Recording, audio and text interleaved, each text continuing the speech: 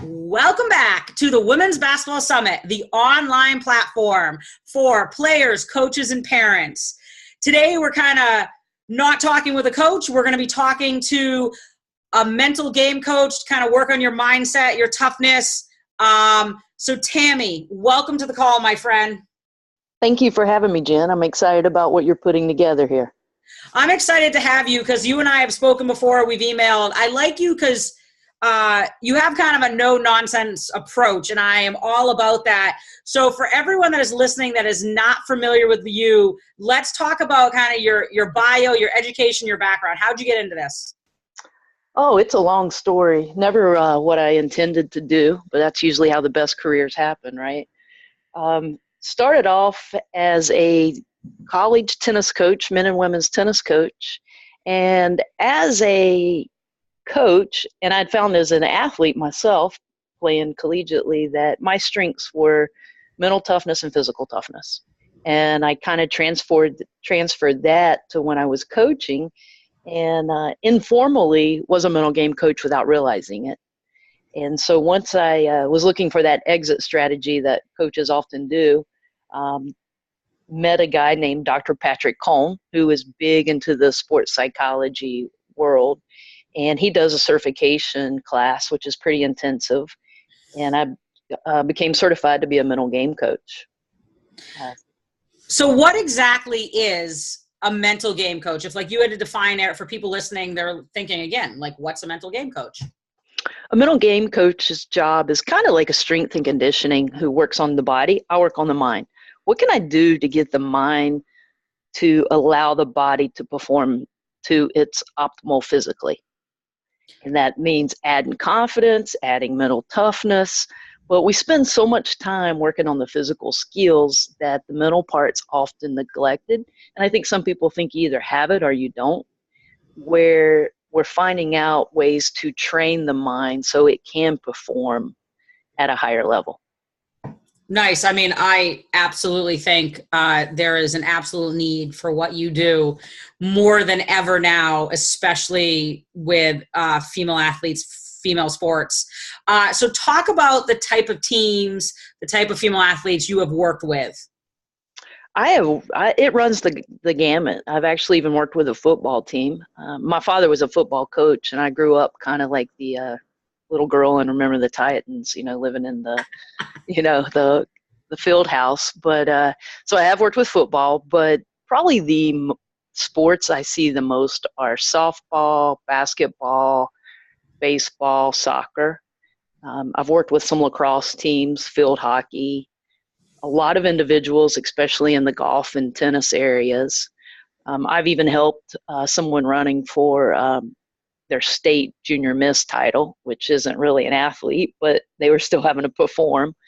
So it really, there's not a group that I don't work with. The typical setting is a sports team or an individual that's at the high school collegiate level. I have worked with younger athletes in addition to some beyond college that are in the semi-professional ranks.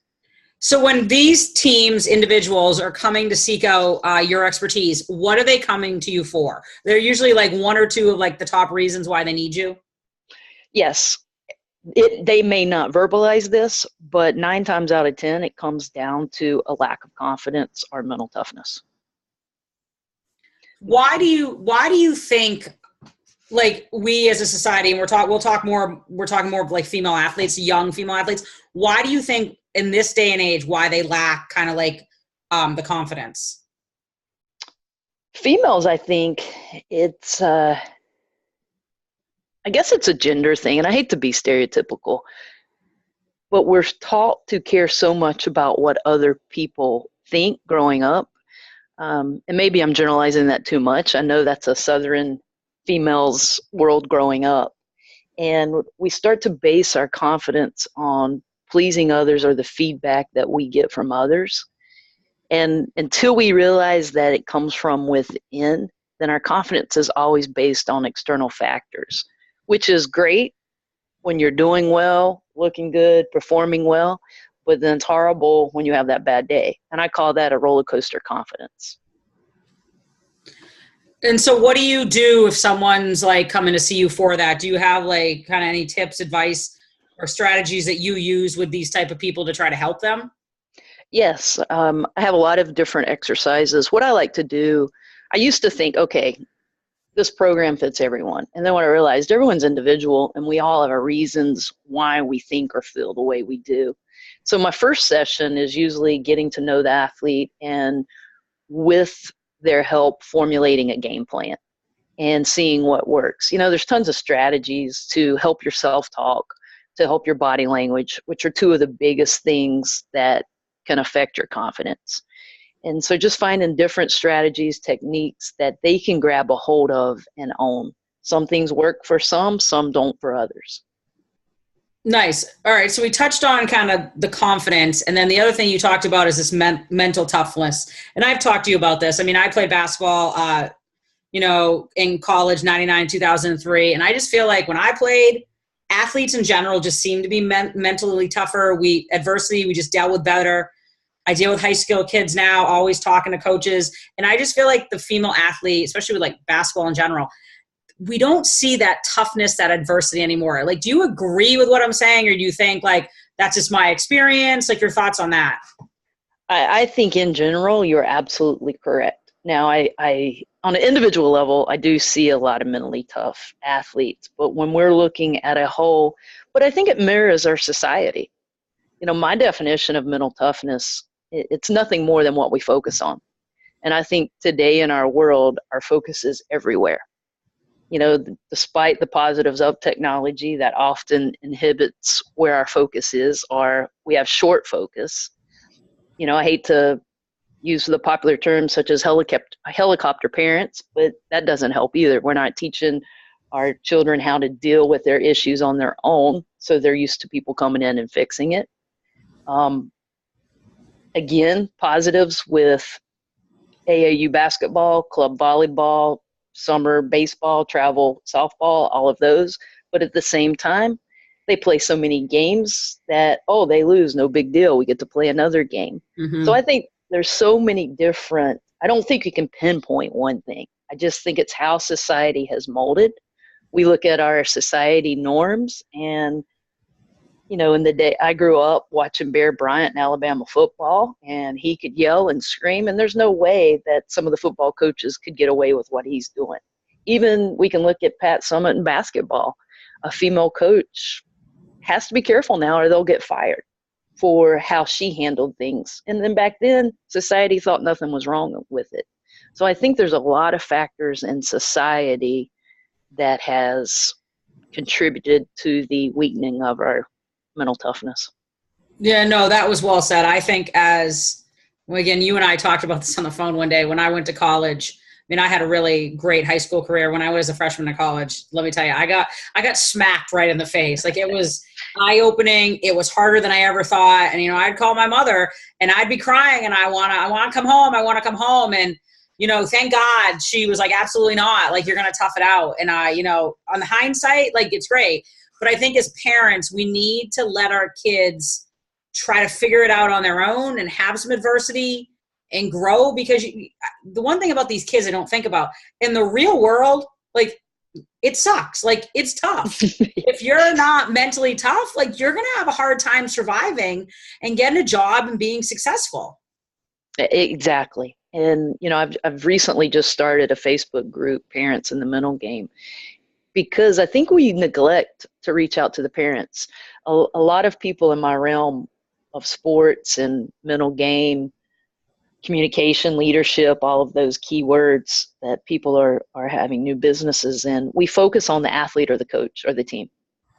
And I think we're neglecting parents, because the parents often don't know. They're doing what they think is best for their child without guidance of, hey, this is how it affects them in the real world. So let me ask you a question, since you just said that about the parents. When you were working with, let's say, an individual that's seeking you out because they're having, you know, lack of confidence, lack of mental toughness, are you also working with the parents to make sure they're not a contributing factor? I leave that up to the individual. Some individuals do not want their parents involved at all because there is that they're worried what their parents may think. Sometimes it's the parents putting pressure on them. So there's many different factors. So I like to leave that to the individual. And then each individual, I allow them to share with their parents what they choose to share with them. So it's kind of at the athletes, unless it's a younger athlete. I worked with an 8-year-old who the parent was involved the whole time, of course. But my main concern's the athlete, but hopefully reaching out to the parents and sharing with them how they can help their children. Because ultimately, confidence, it's your decision. And I ask people that if you're not confident, then you've made that choice not to be confident. So ultimately, my goal is to give them confidence regardless of how their parent, how their coach, how whoever in their life is treating them or handling them. Nice. So I know on social media, usually at the beginning of the month, you always kind of put out a calendar, and each day you give some sort of like tip, advice, recommendation, and I love it. Everyone should check it out. And at the end, we'll talk about where you can find that. But for all like kind of the players that are listening right now, if I had to give them, 1, 2, 3 pieces of advice or like tips on how to build like their confidence, could you give like a couple things that they could work on? Sure. And I think we're going to mention my book, The Confident Athlete, in a little bit, but in it, what I have kind of discovered is that there are 4 things that if you do daily, consistently, then you are going to have confidence. That doesn't mean you're going to be the most confident person in the world. That doesn't mean you're going to win every contest, but you are going to have a steady supply of confidence. And those 4 things are your self-talk. And I challenge people to listen to their self-talk. And I guarantee you, if they don't have confidence, their self-talk is probably 80, 90% unproductive or negative. I don't want to say it's always negative, but it probably is unproductive and it's not helping them. So my first thought is to really have people analyze their self-talk. A simple technique is to wear a rubber band. Every time you have a thought about yourself that's not productive or positive, then you pop yourself and replace it. I wear a rubber band almost every day of my life. I don't have to pop it as much, but just looking at it today still kind of helps me. Oh, wait a minute, that wasn't a productive thought. So I think, a lot of people say you should never think negatively. We're going to have negative thoughts, but can we instantly replace them and give our brains something productive to think on? And to be honest with you, I would say that's one of the key, if not most important parts of our confidence. Fair enough. That was a great piece of advice. So as you touched on it, let's talk about the book. You wrote a book, The Confident Athlete. I'm in the midst of reading it. My summer reading has gone down the toilet. I've been enjoying too much of the summer. But come the fall, I've got to get back on this. So talk about, you wrote the book. Why did you write the book? And then just talk about kind of the premise of it.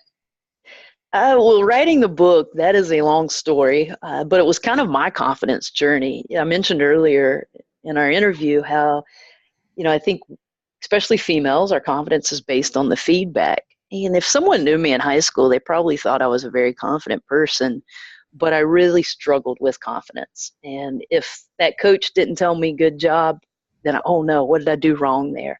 If I didn't have that constant feedback from teachers, from my parents, oh no, I'm not as good, or they don't care, or they don't think I'm all of this anymore. And it was a constant war on the inside. I did well in school. I usually made straight A's except for writing.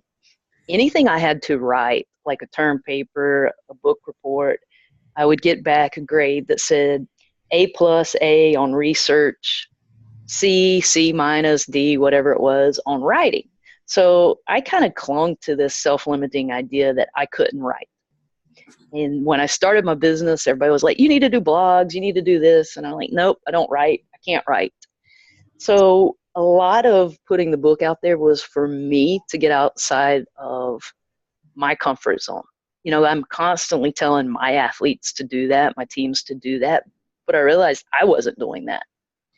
And so I guess you could say that was kind of my final piece of really having my steady confidence. This was an area in my life where I struggled with, and I think I needed to show myself that I could do it. And I think it's been a great piece to have when I go in with teams and coaches. A lot of times coach would, hey, we need something when you leave, something to use. And it's become a great supplement for the work I do with teams. And then I think we all somewhere deep inside have that bucket list of writing a book sooner or later, sometime in life. So I guess it's kind of all of that together. But the main thing is it was a big challenge for me. I'm used to physical challenges, love physical challenges, but I really needed to get outside of myself with this mental challenge of overcoming this, again, self-limiting belief that I couldn't write. I love that you wrote a book kind of to put yourself outside the comfort zone. I think that is awesome. Because again, the one thing that I always try to find coaches, whether, they're mental coaches, physical, basketball, that are in the trenches every day and they can relate to their athletes. Because in the end, if you can't relate to them, you're not going to be a good coach. So I think that's great you did that. And then go into a little bit of detail about kind of what you cover in the book. Okay. I refer to the 4 main key points.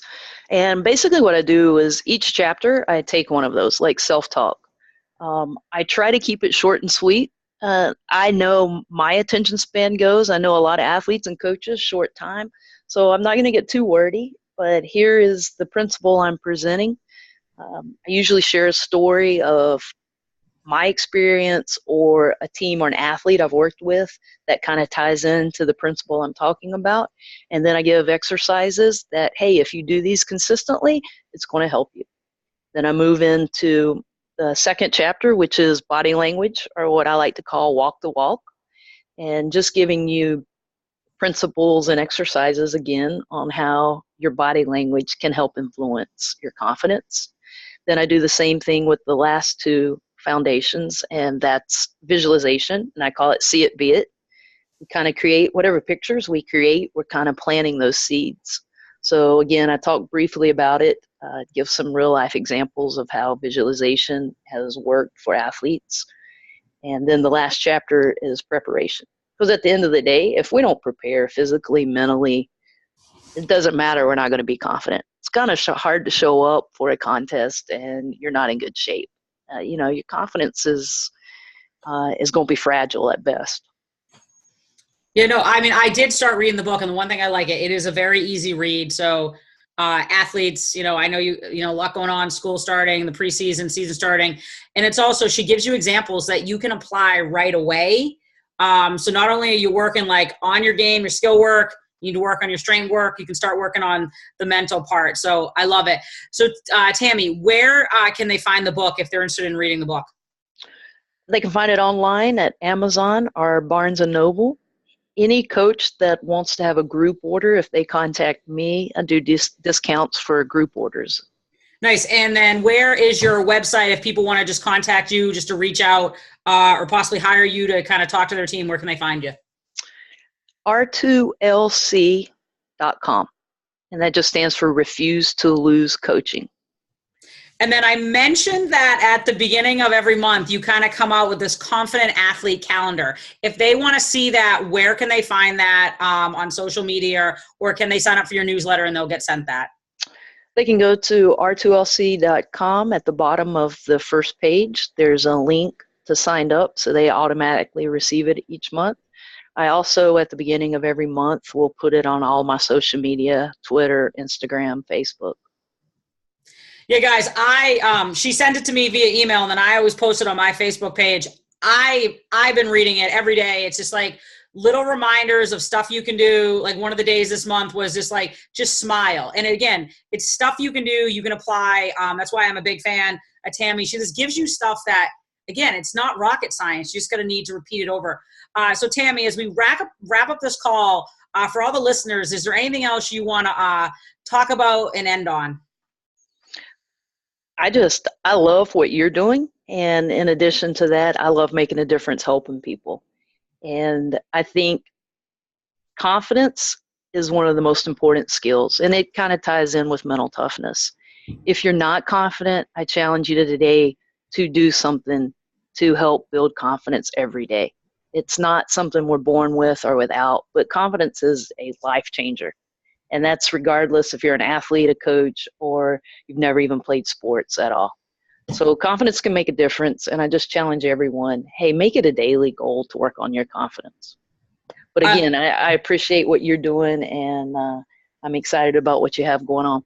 Oh, thank you so much. I mean, I just love that last tip. I mean, I have been coaching for over 15 years. I've worked with every female athlete possible, and I also work with adults. And you know what she just said about confidence, that's the one thing I wish, especially for our young female athletes right now, is we work on their confidence, because it's tough being a teenager in today's society. It's also tough being an adult, but I think confidence in the end will make your body language and everything else go with it. So Tami, it was a pleasure chatting with you, and hopefully we'll connect in the future. Sounds good, Jen. Thank you.